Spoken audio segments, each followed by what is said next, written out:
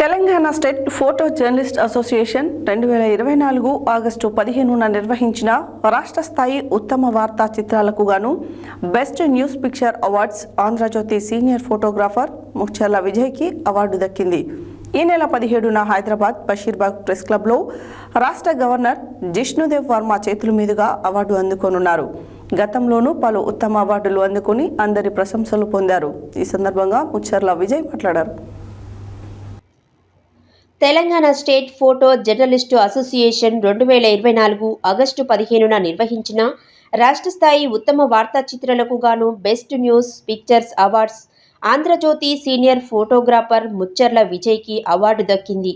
ఈ నెల 17న హైదరాబాద్ బషీర్బాగ్ ప్రెస్ క్లబ్లో రాష్ట్ర గవర్నర్ జిష్ణుదేవ్ వర్మ చేతుల మీదుగా అవార్డు అందుకున్నారు. గతంలోనూ పలు ఉత్తమ అవార్డులు అందుకొని అందరి ప్రశంసలు పొందారు. ఈ సందర్భంగా ముచ్చర్ల విజయ్ మాట్లాడుతూ, ఈ అవార్డు దక్కినందుకు చాలా సంతోషంగా ఉంది. ప్రజల సమస్యలను ఎత్తిచూపుతూ ప్రభుత్వాలకు వారధిగా పనిచేస్తూ ఉమ్మడి ఆంధ్రప్రదేశ్ నుండి తెలంగాణ ఉద్యమ కాలంలో చాలా ఉత్తమ చిత్రాలు తనకి గుర్తింపును తెచ్చాయని, ఈ అవార్డు రావడం మరింత బాధ్యతను పెంచిందని తెలిపారు.